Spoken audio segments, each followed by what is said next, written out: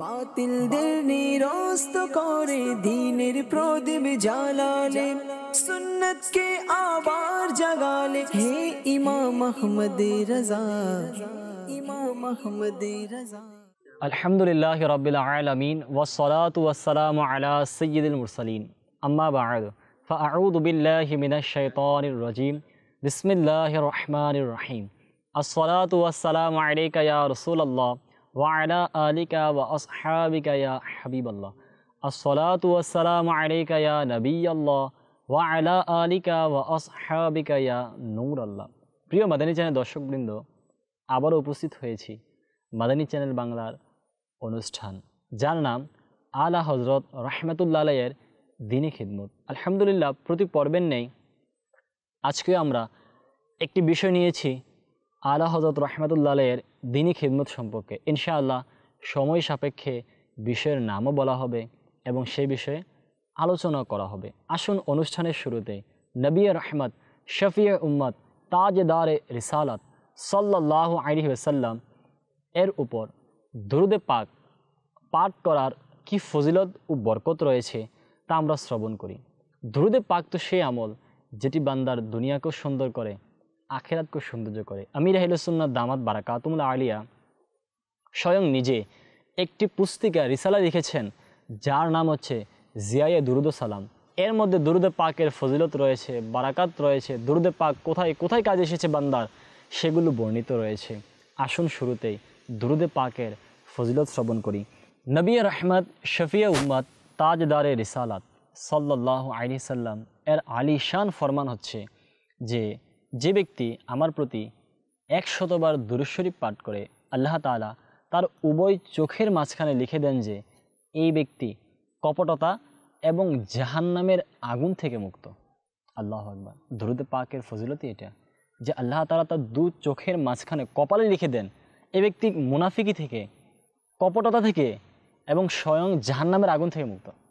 প্রিয় ইসলামী ভাইরা, মাদানী চ্যানেল দর্শকবৃন্দ, আমরা কেনই দুরূদ শরীফ পড়ব না? আশিক তো সেই, নবী পাকের ভালোবাসার দাবিদার তো সেই, নবী পাকের হাকিকি উম্মত তো সেই, যে নিজের জীবনকে দুরূদে পাকের মাধ্যমে সজ্জিত করেছে, দুরূদে পাককে নিজের জীবনের অমূল্য আমল বানিয়ে নিয়েছে। আমরাও নিয়ত করি দৈনিক প্রতিটি মুহূর্তে যখনই সুযোগ পাবো, বরং সুযোগ পাবো না কেন, দিনের একটি অংশকে তো নির্ধারণ করে নেওয়া উচিত যে এই সময় আমার কোনো কাজ নেই, এই সময় কাজ হচ্ছে একদিকে বসে যাওয়া, নবী পাকের সোনালী রওজাকে ধ্যান করতে করতে দুরূদে পাক পাঠ করা। আল্লাহ তাআলা আমাদেরকে তৌফিক দান করুক। সাল্লু আলাল হাবিব সাল্লাল্লাহু তাআলা আলা মুহাম্মদ সাল্লাল্লাহু আলাইহি ওয়াসাল্লাম। মাদানী চ্যানেল দর্শকবৃন্দ, আজকের অনুষ্ঠানের আমাদের বিষয় কি? আজকে যে অনুষ্ঠান, খুবই চমৎকার একটি বিষয় নেওয়া হয়েছে। বর্তমান সময়ে যে বিষয়টি খুবই প্রচলিত রয়েছে আমাদের সমাজে, আর যে বিষয়টিকে নিয়ে আজকে যে বিষয়টিকে মানুষ হাসির পাত্র বানিয়ে নিয়েছে, যে বিষয়টিকে তামাশার পাত্র বানিয়ে নিয়েছে, যে বিষয়টিকে মানুষ হাসির কারণ বানিয়ে নিয়েছে, সেটি কি? সেটি হচ্ছে ওয়াজ, বয়ান, ইসলামিক বিষয়ে আলোচনা করা। আজকের বয়ানের বিষয় সরকার আলা হজরত রহমতুল্লাহ আলাইহি কীভাবে ওয়াজের মাধ্যমে, বয়ানের মাধ্যমে, তাকরীরের মাধ্যমে দ্বীন ইসলামের খিদমত করেছেন। জি হ্যাঁ, ওয়াজ সেই জামানায় ছিল, আজকেও আছে। আজকের অনুষ্ঠান দেখলে আমরা বুঝতে পারবো যে আমাদের বুজুর্গানের দিন, আমাদের আসলাফের ইমামগণ, পূর্ববর্তী বুজুর্গরা দ্বীন ইসলামের কোন বার্তাকে মানুষের নিকট পৌঁছিয়েছে, ওয়াজের মাধ্যমে, কথার মাধ্যমে, খিদমতের মাধ্যমে। আজকের বিষয় সরকার আলা হজরত রহমতুল্লাহ আলাইহি এর ওয়াজের মাধ্যমে দ্বীনের খিদমত। আসুন শুরুতেই একটি ঈমান জাগ্রতকরণ ঘটনা শ্রবণ করি। যে আলা হজরত রহমতুল্লাহ আলাইহির বয়স যখন মাত্র 6 বছর, তখন তিনি রহমতুল্লাহ আলাইহি রবিউল আউয়াল শরীফের মাসে বিশাল জনসমুদ্রের মধ্যে নবী করিম সাল্লাল্লাহু আলাইহি সাল্লাম এর মিলাদ সম্পর্কে, নবী পাকের আগমন সম্পর্কে, ঈদে মিলাদুন নবী সাল্লাল্লাহু আলাইহি সাল্লাম এর বিষয়ের উপর দীর্ঘ 2 ঘন্টা আলোচনা করেছেন। আর এটি ছিল সরকার আলা হজরত ইমাম আহলে সুন্নত ইমাম ইশক মোহাব্বত পরওয়ান শামে রিসালাত মুজাদ্দিদ দীন ও মিল্লাত শাহ ইমাম আহমদ রাজা খান রহমতুল্লাহ আলাইহির জীবনের প্রথম তাকরীর, প্রথম ভাষণ, প্রথম ওয়াজ এটাই ছিল মাত্র 6 বছর বয়সে, তাও 2 ঘন্টা। বর্ণিত রয়েছে মাওলানা সৈয়দ জফরউদ্দিন বিহারি রহমতুল্লাহ আলাইহির লিখিত কিতাব হায়াতে আলা হজরত। এই কিতাবের মধ্যে উল্লেখ রয়েছে যে একবার বেরেলি শহরে 12 রবিউল আউয়াল শরীফের জাঁকজমকপূর্ণ জলসায় সরকার আলা হজরত রহমতুল্লাহ আলাইহি শুধুমাত্র বিসমিল্লাহর শরীফের বা এবং আল্লাহ নামের উপর কয়েক ঘন্টা এমন তাকরীর করেন যে তাকরীরের মাধ্যমে হুজুর সাল্লাল্লাহু আলাইহি সাল্লামের বদান্যতা, নবী পাকের সৌন্দর্য সাগরে ঢেউ উপচে পড়তে লাগলো। তিনি ওই দুই শব্দ আল্লাহ এবং বিসমিল্লাহ শরীফের বা, বিসমিল্লাহর বা আর বিসমিল্লাহর আল্লাহ এ দিয়ে একনিষ্ঠ জ্ঞানের মাপকাঠিতে রসুলে পাক সাহিবে লাউলাক নবী করিম রউফুর রহিম সাল্লাল্লাহু আলাইহি ওয়াসাল্লাম এর ফজিলতের উপর এমন বয়ান করেন যা শুনে আলিমরা পর্যন্ত হতবাক, আলিম সমাজ পর্যন্ত অবাক হয়ে গিয়েছিল যে আলা হযরত রাহমাতুল্লাহ তাআলা আলাইহি এত ছোট্ট বয়সে, কম বয়সে এত সুন্দর প্রাণোজ্জ্বল নবী পাকের শান কিভাবে বর্ণনা করেছেন। মাদানী চ্যানেলের দর্শকবৃন্দ, ওই ঐতিহাসিক ভাষণটি, ওই ঐতিহাসিক ওয়াজটি হায়াতে আলা হজরত গ্রন্থের 98 পৃষ্ঠায় উল্লেখ করা হয়েছে, যা সে কিতাবের 14 পৃষ্ঠা পর্যন্ত বিস্তৃত। আল্লাহু আকবার কাবীরা। 14 পৃষ্ঠা পর্যন্ত আলা হজরত রহমতুল্লাহ আলাইহির সেই 2টি ভাষণকে লেখা হয়েছে। সরকার আলা হজরত কেমন ছিলেন? প্রিয় মাদানী চ্যানেলের দর্শকবৃন্দ, এই ঘটনা থেকে আমাদের জন্য শিক্ষার অনেকগুলো বিষয় রয়েছে। পাশাপাশি এটিও রয়েছে যে সরকার আলা হজরত রহমতুল্লাহ আলাইহি যদি মাত্র 6 বছর বয়সে রবিউল আউয়াল শরীফের মাসে নবী পাকের মিলাদ সম্পর্কে, নবী পাকের আগমন সম্পর্কে, আল্লাহ রসুল সাল্লাল্লাহু আলাইহি সাল্লামের ঈদে মিলাদুন্নবী সম্পর্কে যদি ওয়াজ করতে পারে, বয়ান করতে পারেন, ভাষণ দিতে পারেন, তাহলে আজকে আমাদের সমাজে কেন হয় না? আজকে যদি দেখি আমরা 6 বছর নয়, 10 বছর নয়, অনেক সময় 12 বছর, 15 বছর, 20 বছর চলে যায়, কিন্তু ওই সন্তান নবী পাকের শানে একটি শব্দ বলতে পারে না, একটি শব্দ চয়ন করতে পারে না, একটি বাক্য সেন্টেন্স সে উচ্চারণ করতে পারে না। কারণ মূল সমস্যা হচ্ছে এটা, ছোটবেলা থেকে তাদেরকে আমরা সে শিক্ষা দেই না। যদি আমরাও চাই আমাদের ঘরের মধ্যে সরকার আলা হজরত রহমতুল্লাহ আলাইহির মতো আশিকে রসুল আসুক, সরকার আলা হজরতের মতো নবী প্রেমিক, কিতাব প্রণয়তা, যুগের মুজাদ্দিদের চরিত্রের কিছু ঝলক আমাদের সন্তানের মধ্যে যদি দেখতে চাই, তাহলে আমাদের উচিত আমাদের সন্তানকে, আমাদের ফ্যামিলি মেম্বারকে, আমাদের পরিবারের ছোট বাচ্চাদেরকে ইসলামিক মাইন্ডে শিক্ষা দেওয়া, ইসলামিক বিষয়াদি শিক্ষা দেওয়া। নবী করিম সাল্লাল্লাহু আলাইহি সাল্লাম ইরশাদ করেছেন, তোমরা তোমাদের সন্তানদেরকে 3টি বিষয়ে শিক্ষা দাও। নাম্বার 1 যে আমার ভালোবাসা, নবী করিম সাল্লাল্লাহু আলাইহি সাল্লামের মুহাব্বত, নবী পাকের ভালোবাসা। নাম্বার 2 আহলে বাইতের ভালোবাসা। নাম্বার 3 কোরআনে পাকের শিক্ষা।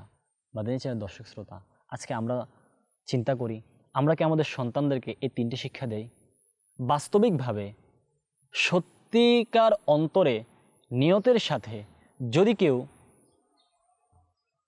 এই 3টি শিক্ষা নিজের সন্তানদেরকে দেয়, ছোট ছেলে মেয়েদেরকে দেয়, পরিবার বর্গের মধ্যে অ্যাপ্লাই করে, তাহলে ইনশাআল্লাহ তাআলা আমাদের ঘরের মধ্যেও আলা হজরতের মতো আশিকে রসুল পয়দা হবে। হুজুর গৌসে পাক রহমতুল্লাহ আলাইহির মতো আল্লাহ পাকের নেককার বান্দা আসবে। অনেক তো হয় বান্দা যে মায়ের পেট থেকে যারা আল্লাহ তাআলার ওলি হয়ে যায়, আবার কেউ দুনিয়াতে আসার পর ইবাদতের মাধ্যমে, রিয়াজতের মাধ্যমে আল্লাহ তাআলার নৈকট্যশীল হয়ে যায়। যারা আজকে বুজুর্গানের দিন রয়েছেন, যারা আজকে যুগের ইমাম রয়েছেন, তারা অনেকেই কেউ মায়ের পেট থেকে আল্লাহ তাআলার ওলি হয়ে এসেছেন, আবার কেউ দুনিয়াতে এমন ইবাদত করেছেন, এমন রিয়াজত করেছেন, এমন নেকির কাজ করেছেন যে আল্লাহ তাআলা তাদেরকে নিজের মকবুল বান্দাদের দলভুক্ত করে দিয়েছেন। যাদেরকে আল্লাহ তাআলা কবুল করে নিয়েছেন, যাদেরকে আল্লাহ তাআলা বেছে নিয়েছেন, তাদের অন্তর্ভুক্ত করে দিয়েছেন। সরকার আলা হজরত রাহমাতুল্লাহ আলাইহি তাদের অন্তর্ভুক্ত ছিলেন। শুনেছি আমরা 6 বছর বয়সে ভাষণ দিয়েছেন, ছোট্ট বয়সে ঈদে মিলাদুন্নবীর উপর ভাষণ দিয়েছেন। বেরেলি শরীফের মধ্যে বিসমিল্লাহ শরীফের বা এবং আল্লাহ নামের আল্লাহ শব্দের এমন ভাষণ দিয়েছেন, আলিম সমাজ হতবাক। আজকে কি আমাদের সন্তানরা দেয়? আজকে কি আমাদের সন্তানরা নবী পাকের শান বর্ণনা করে? আজকে কি আমাদের ঘরে যারা ছোট্ট শিশু রয়েছে, মাদানী মুন্নামুনি রয়েছে, বাচ্চা বাচ্চি রয়েছে, তারা কি আজকে এ সমস্ত বিষয় তাদের মধ্যে দেখা যায়? তারা কি আমল করে? কেন করে না? আজকে দেখা যায় 4 বছর, 5 বছর, 6 বছরের বাচ্চা মাআযাল্লাহ, আল্লাহ তাআলার পানা, তার মুখ দিয়ে নবী পাকের শান বের হওয়ার পরিবর্তে মাআযাল্লাহ আজকে বিভিন্ন যেগুলো আছে গান বাজনা, মাআযাল্লাহ সিনেমার অনেক গল্প এরা বাচ্চারা বলে, অনেক নায়ক নায়িকার নাম এরা বলে, অনেক বড় বড় যারা রয়েছে দুনিয়াতে গুনাহের কাজকে সম্পাদন করে গান বাজনা, সিনেমা, নাটক, ফিল্ম, ড্রামার মাধ্যমে, কৌতুকের মাধ্যমে, খারাপ কাজের মাধ্যমে যারা মশহুর হয়েছে, যারা দুনিয়াতে মানে হয়েছে, নাম হয়েছে যাদের, তাদের নাম আমাদের সন্তানরা বলে।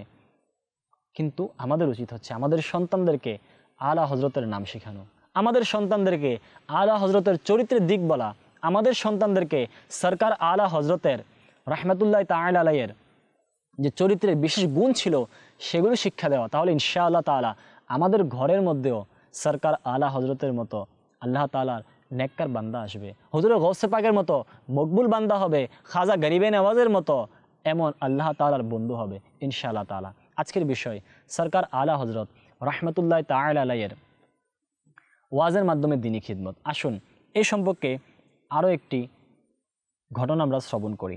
আলা হজরত রাহমাতুল্লাহ আলাইহি লিখনির জগতে যেমন সম্রাট ছিলেন, তেমনি বক্তব্য ও ভাষণের মধ্যে শ্রেষ্ঠ ছিলেন। শুধু লিখনির মধ্যে শ্রেষ্ঠ ছিলেন না, ইসলামিক যে ভাষণ রয়েছে, দ্বীন ইসলাম সম্পর্কে, নবী পাকের সুন্নত সম্পর্কে, আল্লাহ তাআলার কোরআন সম্পর্কে, বুজুর্গানের দ্বীনদের চরিত্র সম্পর্কে আলা হযরত তো এমন ভাষণ দিয়েছেন যে তিনি সেদিক দিয়েও শ্রেষ্ঠ ছিলেন। যিনি 6 বছর বয়সে ঈদে মিলাদুন্নবী সাল্লাল্লাহু আলাইহি সাল্লামের বিশাল জনসমুদ্রে তাকরীর করে তৎকালীন আলেম ওলামাদের কাছে বিস্ময়কর এক অবাক প্রতিভার সাক্ষ্য রেখেছিলেন। তাই দেশের বিভিন্ন অঞ্চল থেকে খুবই গুরুত্বপূর্ণ মজলিসসমূহে তাকে বক্তব্য দেওয়ার জন্য নিয়ে যাওয়া হতো, তাকে দাওয়াত দেওয়া হতো। কিন্তু যেহেতু তিনি পেশাদার কোনো ওয়াইজ ছিলেন না, তার পেশা এটা ছিল না, তার বিজনেস এটা ছিল না, তার এটা পেশার মধ্যেই অন্তর্ভুক্ত ছিল না ওয়াজ করা, আলা হযরত রাহমাতুল্লাহ আলাইহি। এই কারণে তিনি বেশি তাকরীর এবং প্রোগ্রাম করতেন না, ওয়াজ মাহফিলে যে প্রোগ্রাম রয়েছে তিনি বেশি করতেন না। আজকালকার ওয়াজ তাকরীরের মতো মধুর সুরে, সুললিত সুরে, মুখরোচক মনোহর কাহিনী দিয়ে সাজানো ছিল না। বর্তমানে যেমন হয় সুর দিয়ে, কাহিনী দিয়ে, বিভিন্ন গল্প দিয়ে যেগুলো হয়, সরকার আলা হজরত তেমনভাবে ওয়াজ করতেন না, বয়ান করতেন না। একবার আলা হজরত রাহমাতুল্লাহ আলাইহি এর বদায়ুন শহরের প্রসিদ্ধ আলিম সুফি হজরত মাওলানা শাহ আব্দুল কাদের বদায়ুন রাহমাতুল্লাহ তাআলা আলাইহির উরুসে বদায়ুন নগরে তিনি গমন করেন, সফর করেন, এবং ওই উরুসের মাহফিলে তিনি শুধুমাত্র সূরা দোহা, সূরা ওয়াদ দোহা যে কোরআনে পাকের একটি সূরা রয়েছে, সেই ওয়াদ দোহার উপর সকাল 9টা থেকে বিকাল 3টা পর্যন্ত ধারাবাহিকভাবে দীর্ঘ 6 ঘন্টা ওয়াজ করেন। শুধুমাত্র একটি সূরার উপরে, আল্লাহ পাকের পুরো কালামের উপরে নয়, আল্লাহ পাকের পুরো কোরআন শরীফের উপর নয়, আল্লাহ তাআলার পুরো কোরআন শরীফের একটি পারার উপর নয়, অনেক বড় একটু সূরার উপর নয়। আমরা জানি সূরা ওয়াদ দোহা, সেই সূরা ওয়াদ দোহার, সূরা দোহার একটি মাত্র সূরার উপরে তিনি 6 ঘন্টা বয়ান করেছেন, 6 ঘন্টা তাকরীর পেশ করেছেন। ওই উরুসের মধ্যে মজলিসের বক্তব্যে আলা হযরত এটাও বলেন যে সূরা দোহার কিছু আয়াতের তাফসিরে 80 খণ্ড, প্রায় 600 পৃষ্ঠা পর্যন্ত লিখে আমি অসমাপ্ত করে রেখে দিয়েছি। যে আলা হযরত বলেন সূরা ওয়াদ দোহার, সূরা দোহার কিছু আয়াত এমন রয়েছে যেগুলোর তাফসির আমি 600 পৃষ্ঠা করেছি, 80 খণ্ডে বিভক্ত করা হয়েছে। 600 পৃষ্ঠা আলা হযরত রাহমাতুল্লাহ তাআলা আলাইহি তাফসির করেছেন। পুরো কোরআন শরীফের তাফসির লিখে শেষ করার পর্যন্ত সময় তার কোথায়? আলা হযরত বলেন যে পুরো কোরআন শরীফের যে তাফসির লিখে শেষ করব আমি, এই সময় কোথায়? কারণ সূরা দোহার কিছু আয়াতের তাফসীর আমি 600 পৃষ্ঠা লিখেছি। আল্লাহ পাক কেমন জ্ঞান দিয়েছিলেন, আলা হযরত ওয়াজের ময়দানে কেমন খিদমত করেছিলেন, আমরা একবার চিন্তা করি। একটি সূরার ব্যাখ্যা তিনি করলেন, বয়ান তিনি করলেন 6 ঘন্টা। তাহলে ওই সূরা সম্পর্কে তার জ্ঞান কেমন ছিল, ওই সূরা নিয়ে তিনি কেমন গবেষণা করেছিলেন, ওই সূরাকে নিয়ে তিনি কেমন আলোচনা করেছেন, ওই সূরার বিষয়ে তিনি কেমন দ্বীন ইসলামের জ্ঞান অর্জন করেছেন, নবী পাকের হাদিস শরীফ দেখেছেন, শানে নজুল দেখেছেন, অন্যান্য বুজুর্গানে দ্বীনের তাফসীর দেখেছেন, যে আসলাফের ইমামগণ, যুগের ইমামগণ, মাযহাবের ইমামগণ, যারা শরীয়তের ইমাম রয়েছে তারা কি ব্যাখ্যা করেছে, তারা কি অনুবাদ করেছে, তিনি সেটা দেখেছেন। চিন্তার বিষয় যে 600 পৃষ্ঠা করেছেন, তারপরও বলেন যে একটি সূরার একটি আয়াতে কিছু আয়াত যদি 600 পৃষ্ঠা হয়, তাহলে আমি পুরো কোরআন শরীফ কখন এটা তাফসীর লিখব, সময় কোথায়?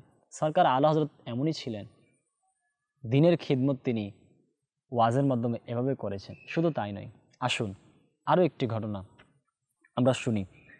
আসুন আলা হযরত রাহমাতুল্লাহের বয়ানের নীতিমালা কী ছিল, তিনি যে বয়ান করতেন সেই প্রোগ্রামে, সে অনুষ্ঠানের কিছু নিয়মাবলী ছিল। আল্লাহু আকবার। আল্লাহওয়ালারা এমনই হয় যে প্রত্যেকটি বিষয়কে তারা ডিসিপ্লিন অনুযায়ী, প্রতিটি বিষয়কে তারা নীতিমালা অনুযায়ী, নিয়ম নীতি মেনে তারা অনুসরণ করে থাকে, মেনে থাকে। সরকার আলা হযরত রাহমাতুল্লাহ যেমন ছিলেন কলম সম্রাট, তেমনি ওয়াজ, বক্তব্য ইত্যাদির ময়দানে ছিলেন একজন গ্রহণযোগ্য দক্ষ বক্তা। আলা হযরত কলম সম্রাটও ছিলেন, আবার ওয়াজ মাহফিলের ময়দানের মধ্যে তিনি অনেক দক্ষ ছিলেন। তার লেখনীতে যেরূপ গবেষণা ও সূক্ষ্মাতি সূক্ষ্ম বিষয়বস্তু, চিন্তাধারা এবং যুক্তি, প্রমাণ, দলিল ইত্যাদির ঢেউ উপচে পড়ে, ঠিক তেমনিভাবে তার তাকরিরেও জ্ঞানের গরিমা, হাকিকত, মারেফতের নূরের বর্ষণ হতো। তাই তাকরির শোনার জন্য শুধু সর্বসাধারণ নয়, বড় বড় মুহাক্কিক, আলিম, ওলামা পর্যন্ত অধীর আগ্রহী হয়ে থাকতো যে আলা হযরত কখন বয়ান করবে, তার বয়ান থেকে আমরা কিছু শিখতে পারবো। এতদ সত্ত্বেও তিনি সচরাচর কোনো ওয়াজের প্রোগ্রাম করতেন না। তিনি রাহমাতুল্লাহ আলাইহি তার ওয়াজের মধ্যে, প্রোগ্রামের মধ্যে সলফে সালেহিনদের আকিদা, সলফে সালেহিনদের তরিকা, পথকে অনুসরণ করতেন। যেমন হুজুরে গৌসে পাক শাহিনশাহ বাগদাদ গৌসে পাক আব্দুল কাদের জিলানী রাহমাতুল্লাহ তাআলা আলাইহি, তিনি সপ্তাহে একটি মাত্র দিনে বয়ান ও তাকরির করতেন। আলা হযরত রাহমাতুল্লাহ আলাইহি বেরেলি শহরে প্রতি বছর ধারাবাহিকভাবে 3টি ওয়াজের প্রোগ্রাম করতেন। আলা হযরত প্রতি বছরে 3টি ওয়াজের প্রোগ্রাম করতেন।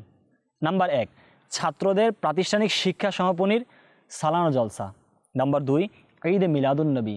সরকার সাল্লাল্লাহু আলাইহি সাল্লামের যে আগমনের মাস, যে ঈদে মিলাদুন্নবী, সেই উপলক্ষে আলা হযরত রাহমাতুল্লাহ আলাইহি একটি নুরানি মাহফিল করতেন, সেখানে তিনি বয়ান করতেন, ওয়াজ করতেন। নাম্বার 3, তার প্রিয় মুর্শিদ হযরত সৈয়দ আলে রসুল রাহমাতুল্লাহ আলাইহির উরুস উপলক্ষে আয়োজিত যে মাহফিল ছিল, সেখানেও তিনি বয়ান করতেন। এছাড়া মুসলমানদের আবেদনের প্রেক্ষিতে তিনি শহর থেকে অন্য শহর, গ্রাম থেকে অন্য গ্রামে তিনি সফর করতেন। প্রিয় ইসলাম ভাইরা, দুঃখের বিষয় আজ আমাদের অঙ্গনে দরস, তাদরিস, লেখালেখি, গবেষণা এসবকে বাদ দিয়ে ওয়াজ তাকরিরের দিকে বেশি ঝুঁকে পড়েছে। কিন্তু আলা হযরত রাহমাতুল্লাহ ওয়াজের দিকে বেশি ছিলেন না মনোযোগী। যদিও খিদমত করেছেন, খিদমত অপরিসীম, খিদমত বয়ান করার মতো না, খিদমতকে আজকে আলোচনা করার মতো না, কিন্তু তার মনোযোগ কোথায় ছিল? লেখনীর মধ্যে, দর্স ও তাদরিসের মধ্যে, শিক্ষকতার মধ্যে, মানুষকে দ্বীনের জ্ঞান শেখানোর মাধ্যমে, ছাত্রদেরকে জ্ঞান বিতরণ করার মধ্যে আলা হযরতের বেশি মনোযোগ ছিল, লেখালেখির মধ্যে। তো আলা হযরত রাহমাতুল্লাহ আলাইহি, আজকের বিষয় হচ্ছে আলা হযরত রাহমাতুল্লাহ আলাইহির দ্বীনি খিদমতের, ওয়াজের মাধ্যমে খিদমত। আমরা শ্রবণ করলাম ওনার তরিকা কেমন ছিল।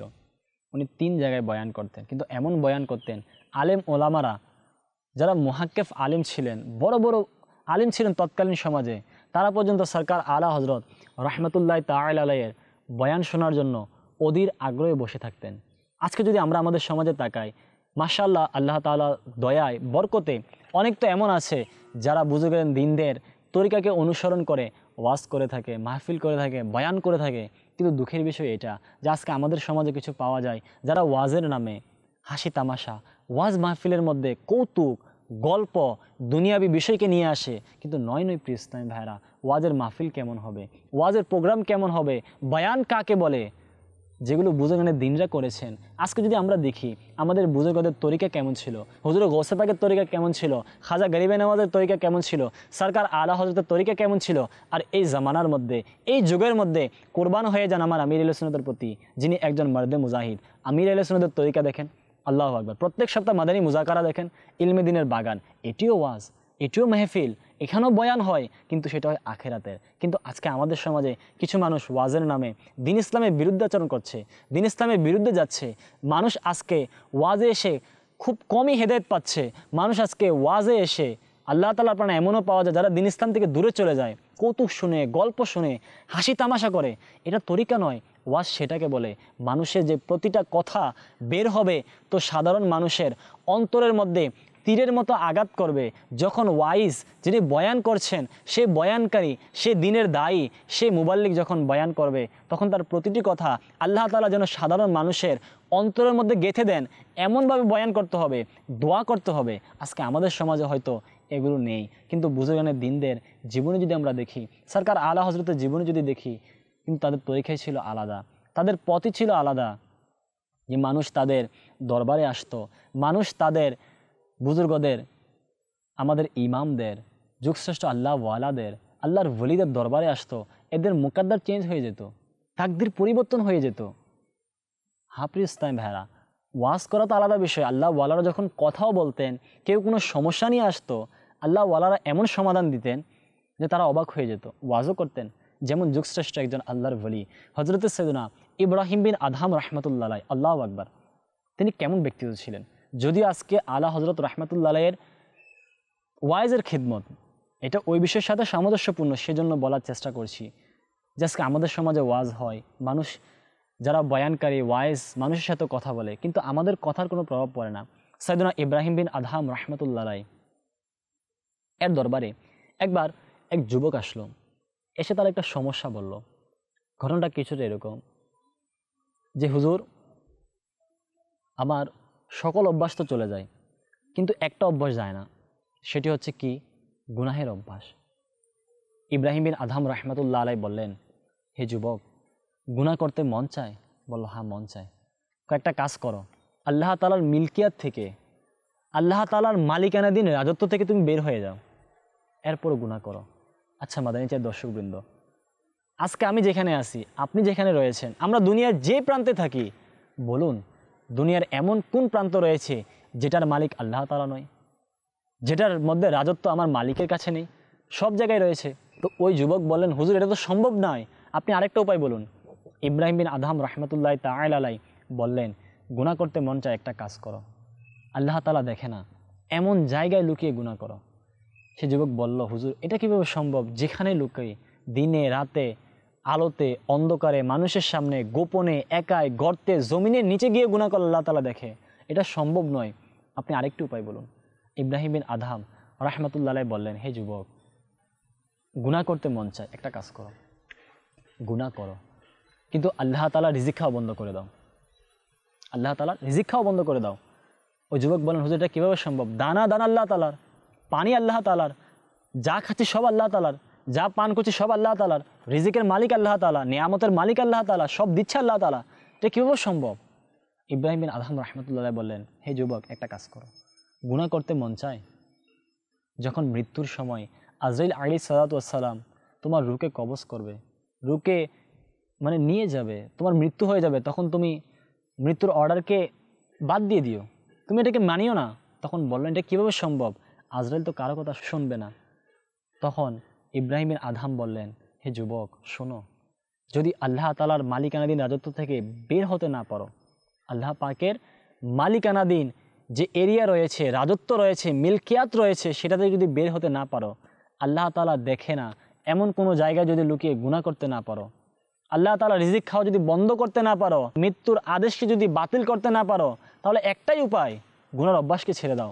সেই যুবকের চোখ দিয়ে পানি পড়তে লাগলো। সে বলল, আজকে থেকে আমি তওবা করে নিলাম। প্রিয় মাদানী চাই দর্শকবৃন্দ, বলার উদ্দেশ্য এটা যে বুজুর্গানের দিনদের ওয়াজ এটা ছিল, বয়ান এটা ছিল, তাকরির এটা ছিল, বিষয় এটা ছিল, তাদের খিদমত এটা ছিল। আজকে আমরা মনে করি লক্ষ লক্ষ মানুষ জমায়েত হবে, লক্ষ লক্ষ মানুষ এক জায়গায় হবে, একজন বয়ান করবে, এটাও তরিকা, কিন্তু আমাদের বুজুর্গানের দিন এটাও অবলম্বন করেছেন। হাজারো অগণিত মানুষকে জড়ো করে তাদেরকেও হিদায়াতের কথা বলেছেন, তাদেরকে নবী পাকের সুন্নতের কথা বলেছেন, আল্লাহ তাআলার আদেশকে মান্য করতে বলেছেন। কিন্তু আবার একাকীও ওয়াজ করেছেন, বয়ান করেছেন, দিনের খিদমতও করেছেন। তা আমাদের উচিত যারা আমরা এমন করে থাকি, ওয়াজের মধ্যে বয়ানের খিদমত যদি যারা আমরা করে থাকি, তা আমাদের উচিত কিতাবকে অধ্যয়ন করা। কিতাবি জ্ঞান না থাকলে, ইলমে দিন না থাকলে, তাহলে আমি যা বলছি তা হয়তো গ্রহণযোগ্য হবে না, তা হয়তো দিন ইসলামের সঠিক তত্ত্ব সেই ওয়াজের মধ্যে, বয়ানের মধ্যে পাওয়া যাবে না। সরকার আলা হজরতের ওয়াজের মাধ্যমে খিদমত আজকে বিষয় ছিল, আমরা শ্রবণ করেছি। তো আমরাও নিয়ত করি আজকের বয়ানের মধ্যে আমরা যা শ্রবণ করেছি আল্লাহ তাআলা চাইলে ইনশাআল্লাহ তাআলা এগুলো স্মরণ রাখবো, আমল করব, অপরের নিকট পৌঁছে দেব ইনশাআল্লাহ তাআলা। এই ওয়াজ, এই বয়ান শোনার অনন্য এক মাধ্যম আলহামদুলিল্লাহ দাওয়াত ইসলামের সাপ্তাহিক ইজতেমা রয়েছে প্রত্যেক বৃহস্পতিবার ঈশান নামাজের পর। আপনার শহরের যেখানে সাপ্তাহিক ইজতেমা হয়ে থাকে আপনি সেখানে অংশগ্রহণ করুন, রাতে সেখানে অবস্থান করুন। সেখানে তাহাজ্জুদের নামাজ হয়, ইশরাক চাশতের নামাজ হয়, ইজতেমার শুরুতে ঈশার নামাজ জামাতে হয়, তিলাওয়াতে কালাম হয়, নাতে মুস্তফা হয়, সংশোধনমূলক বয়ান হয়। সেটাও ওয়াজ মাহফিলের মঞ্চ, সেটাও বয়ানের মঞ্চ, সেখানেও দিন ইসলামের কথা হয়। আমি অংশগ্রহণ করি ইনশাআল্লাহ তাআলা। দিন ইসলামের সম্পর্কে, দিন সম্পর্কে অনেক ইলমে দিন আমরা শ্রবণ করতে পারবো। এই জন্য প্রিয় ইসলাম ভাইরা, আমরা দাওয়াত ইসলামের সঙ্গ দিয়ে সাপ্তাহিক ইজতেমায় আসি। যদি আপনার এলাকায় সাপ্তাহিক ইজতেমা কোথায় হয় যদি আপনার জানা না থাকে, জ্ঞানে না থাকে, তাহলে মাদানী চ্যানেলের স্ক্রিনে যে নাম্বার দেওয়া হয় আপনি সেখানে যোগাযোগ করুন, তাহলে ইনশাআল্লাহ জানতে পারবেন। আল্লাহ তাআলা আমাদেরকে বোঝার, আমল করার তৌফিক দান করুক। আগামী পর্বে আরও একটি নতুন বিষয় নিয়ে উপস্থিত হব। ততক্ষণ পর্যন্ত সুস্থ থাকুন, মাদানী চ্যানেলের সঙ্গে থাকুন। সল্লু আলাল হাবিব সাল্লাল্লাহু তাআলা আলা মুহাম্মদ সাল্লাল্লাহু আলাইহি ওয়াসাল্লাম। বাতিলদের নিরস্ত করে দ্বীনের প্রদীপ জ্বালালে, সুন্নতকে আবার জাগালে, হে ইমাম আহমদ রজা, ইমাম আহমদ রজা।